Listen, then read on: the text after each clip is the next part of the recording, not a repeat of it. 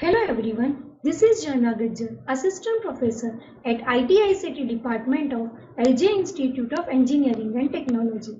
Welcome to the fourth lecture of Unit 5.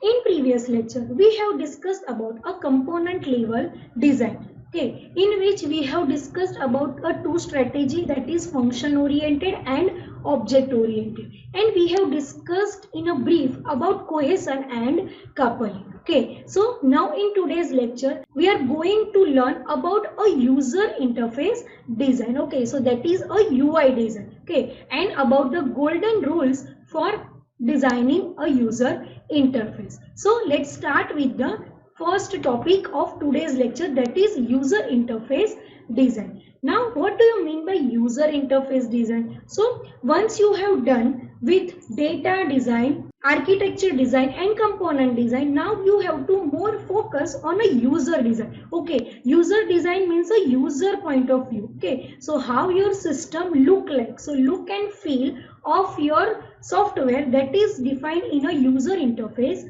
design. Okay, so user interface design is the process designer used to build interfaces in software or computerized devices, focusing on look and style. Okay, so how your particular system is look and what particular style is you are performing. Okay, so that is about the look and feel of your software. Okay, so in user interface design, the effective interaction of system with user is provided. Okay, so how user is performing such operation by using that particular operation. So here graphical view of your system is developed. Okay, so system user judges a system by its interfaces rather than its functionality. Okay, so for an example, if we are using any application, then what we are more focusing on, we are focusing on the GUI, means the graphical user interface. Okay, so how that particular application or particular software is look like. Okay, and how comfortable you are with that particular software. Okay, you are not focusing on the functionality. Okay, so the best example is you have a Telegram option and WhatsApp option for the communication. Okay, but majority of the world people are using WhatsApp rather than a Telegram. Okay, so there are multiple, and nowadays there is a Signal. Okay, so Signal application is also there, but we are using WhatsApp because we are familiar with its environment and it is easy to understand. Okay, so system users judges a system by its interfaces rather than their functionality. Okay, Signal provides many functionalities than a WhatsApp application, but still we are using a WhatsApp application. Okay, because of their user interfaces. Okay, so this is about the user interface design. Now let's understand about golden rules. Okay, once you are designing a user interface, you should follow some rules. Okay, so the rules are like golden rules for user interface design is, first is you have to place the user in control. Okay, so how that particular user is in your control, that you have to define. Okay, so place the user in control. Then second rule is about reduce the user's memory load. Okay, so if I am a user, okay, and I have to remember all the previous data that I have accessed. Okay, so that is not a possible thing. Okay, and for no longer time I can remember that particular data. Okay, so for a good user interface, you have to reduce the user's memory load. And the third golden rule is you have to make the interface consistent. Okay, so how consistent way your user interfaces look like. Okay, so that is the three golden rules of user interface design. Now discuss all three rules in a brief. So first is place the user in a control. Okay, so while analyzing requirements, the user often demands for some system which will satisfy their requirements and help them to get with things done. Okay, so a user always want to control the computer system. Okay, so during a requirement gathering session for a major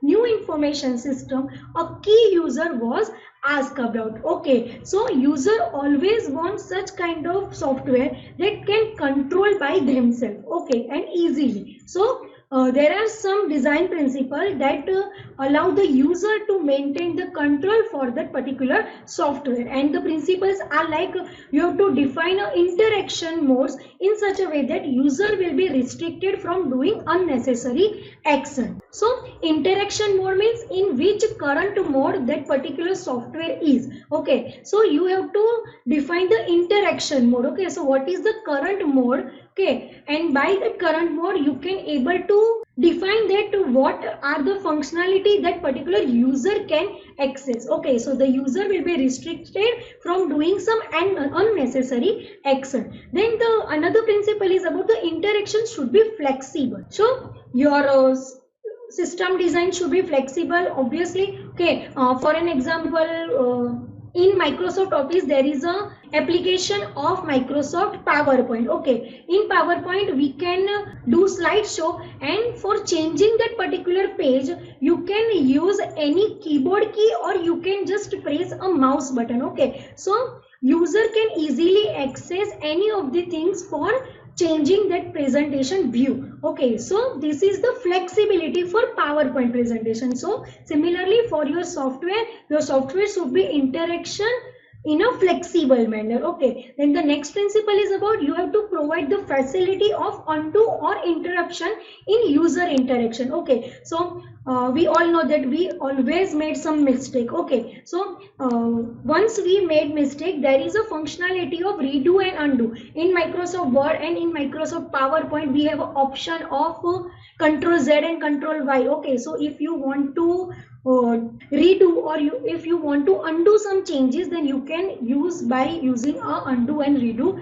feature. Okay, so you have to give some facility of redo and undo. Then another principle is like about allow the user to customize the interaction. Okay, so it is observed that while handling any user interface, certain actions need to be performed repeatedly. Okay, so what you are doing, you are just putting that all the functions or operation in macro. Okay, for an example, in your mobile phone you are using WhatsApp, Hike, Instagram repeatedly. Okay, so instead of always opening WhatsApp and Facebook from your application tab, you are combine them in a one particular option, and by clicking that particular folder you can able to see all the application like Google are providing. Okay, so all the Google application are in a one macro. Okay, so you have to allow the user to customize their interaction. Then hide the technical detail from the user, that we have already discussed in our previous lecture, that is information hiding. Okay, so there are some features that is for some casual user. Okay, so how that particular feature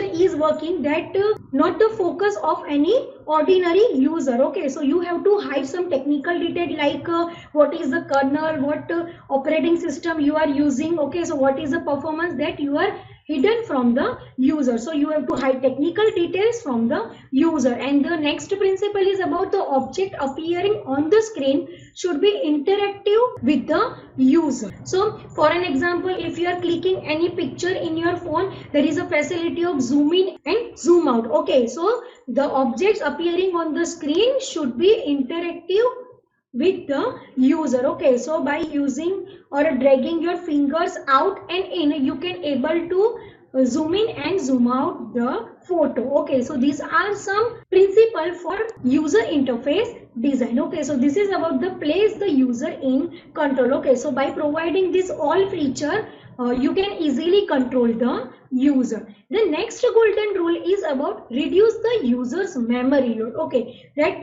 I have already informed you that if I have to remember all my previous data, okay, so that is a very crucial task. Okay, so the more a user has to remember, the more error prone the interaction with the system will be. Okay, so if as a customer I have to remember all the previous thing, then it is not a good software design. Okay, so there are some principles that enable an interface to reduce the user's memory load. Okay, so first principle is about do not force the user to have a short-term memory. So just provide some visual information. Okay, so for an example, if there is a multiple data, then you can generate a report of that data and you can provide it. Okay, so there is no need of remembrance. Okay, then the next principle is about establish meaningful defaults. Okay, so establish meaningful defaults means you can easily customize your data. Okay, for an example, if you are using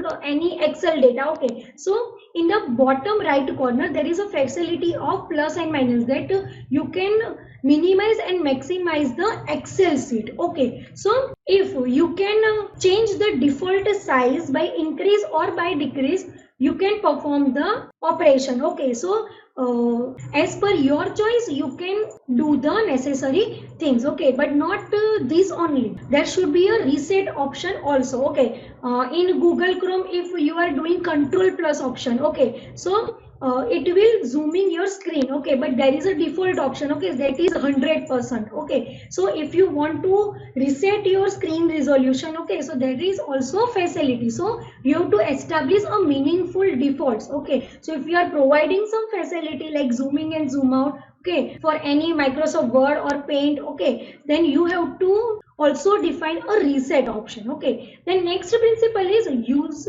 intuitive shortcuts. Okay, so for quick handling any of the feature in your system, you have to define some shortcuts like in Microsoft Word, Excel or PowerPoint there is a control S option. Okay, for each and everything in our computer system. Okay, so control S for saving your documents. Okay, then similarly control O for opening any document, control N for opening a new document. Okay, so there are some shortcuts that will help a user to handle the software quickly. Okay, so this is about the use intuitive shortcut. Then the visual layout of the interface should be realistic. Okay, that means if there is a huge amount of data in your page, then it is not a worth. Okay, so you have to make a image format. Okay, so some of the feature in your system need to be highlighted. Okay, for an example, if you are purchasing anything from e-commerce website and if you are on a payment method, then there is a symbol of card, so any person or user can easily identify there is a online option also, there is a cash option also. Okay, so for payment method, so a visual layout of the interface should be a realistic. Okay, so if you are writing that online or offline, instead of using some GIF file or any image file, okay, so this will be interact for good design. So this is about the visual layout, that is interface should be a realistic feature. Okay, and the next principle is about disclose the information gradually. That means you have to maintain all the information of your website or of your software in a gradual or in a increase format. Okay, so if there is a huge amount of data on your first page of your software, then it will not useful. Okay, so the customer or user can confuse. Okay, so if your data or information in a gradual format, like if you are clicking on some data, then it will redirect to the next page, then clicking on some other feature, it will redirect to the next page. Okay, so you have to disclose the information gradually. So this is about the reduce the user's memory load principle. Okay, and now the next golden rule is about make the interface consistent. Okay, your interface should be a consistent, so the interface should be present and acquire information in a consistent fashion. So there are some principles that will help you to make the interface consistent, that is allow the user to direct the current task into a meaningful manner. So you have to create a user interface with proper indication. Okay, so if you are applying any indication with each and every pages, then it will allow the user to direct that what is the current status and what is the next task. For an example,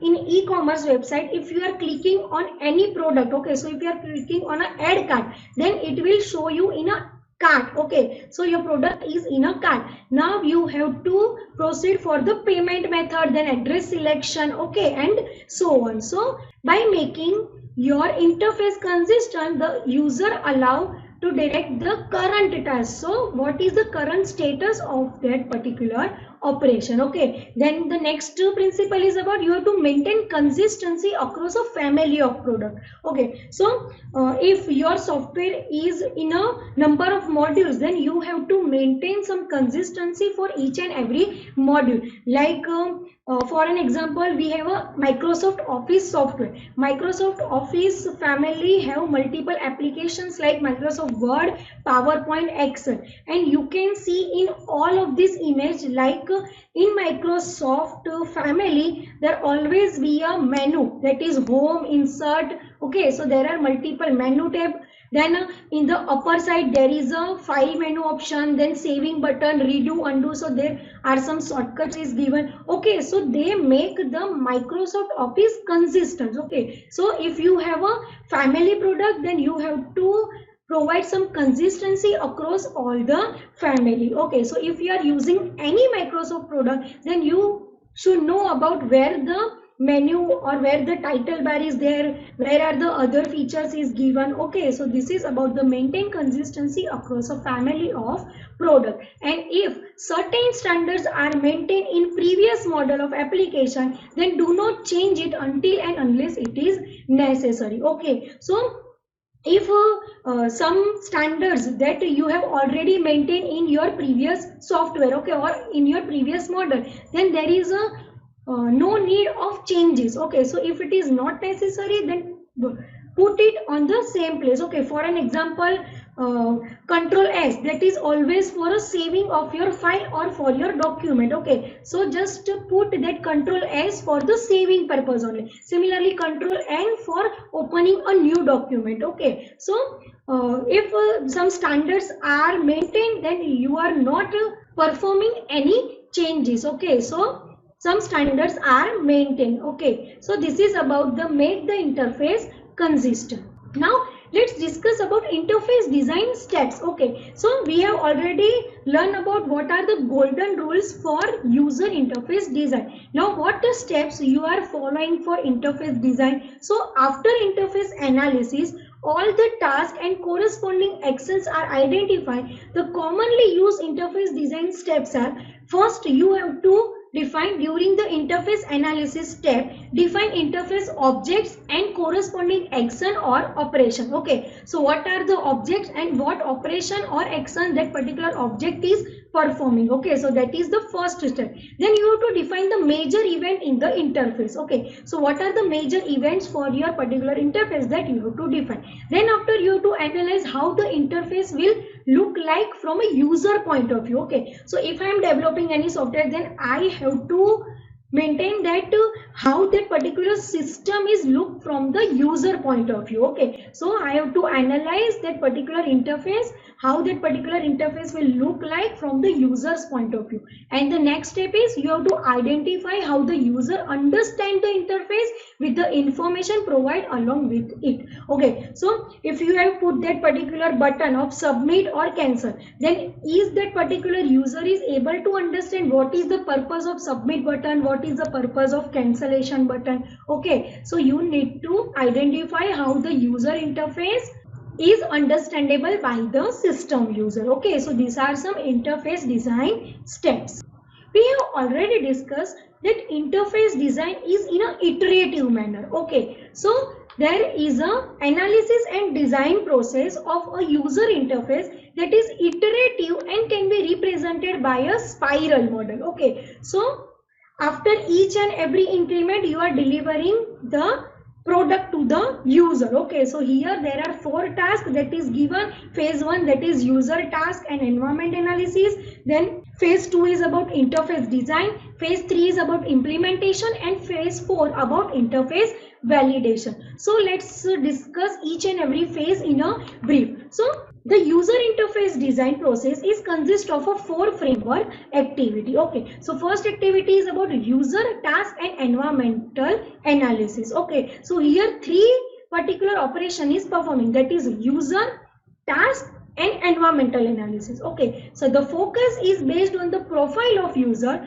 who will interact with the system. It means understanding, skill and knowledge, type of user and so on. Okay, so based on the user's profile, user are made into category. Okay, for an example, if you are purchasing any fashion thing from a Myntra website, so it will always ask you whether you are a male or a female, what is your age. Okay, so based on your age and your category, Myntra will show you some fashion brands. Okay, so from each category requirements are gathered, and based on the requirements, developer understand how to develop the interface. Okay, so a detailed analysis is conducted after gathering the all requirements. Okay, and the analysis part, the task that the user perform to establish the goal of the system are identified, described and elaborated. Okay, so user profile is analyzed for that particular requirements. Okay, so first of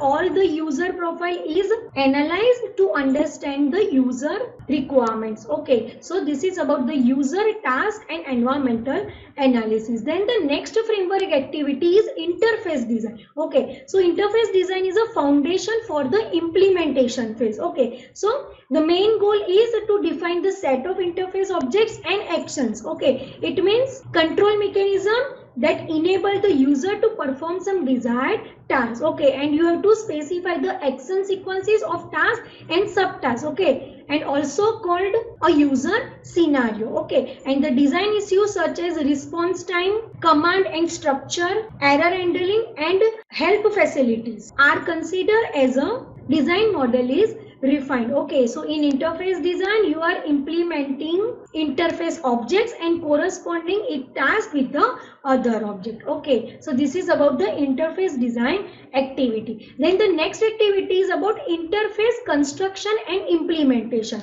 Okay, so once you have done with the user profile analysis, then you are designing an interface. Now you have to construct the interface. Okay, and you have to implement it. So the implementation activity begins with the creation of prototype. Okay, so you are defining a prototype, means model that enable the usage scenario to be evaluated. Okay, so as iterative design process continues a user interface toolkit that allow the creation of windows, then menu, device interaction, then error message, commands and many other elements of an interactive environment, and that can be used for completing the construction of an interface. And you can use any tools for interface construction and implementation. Okay, now the next framework activity is interface validation. Okay, so now you already defined your interface. Okay, so construction and implementation is done. Now you have to test it for it. Okay, so this phase focusing on the testing the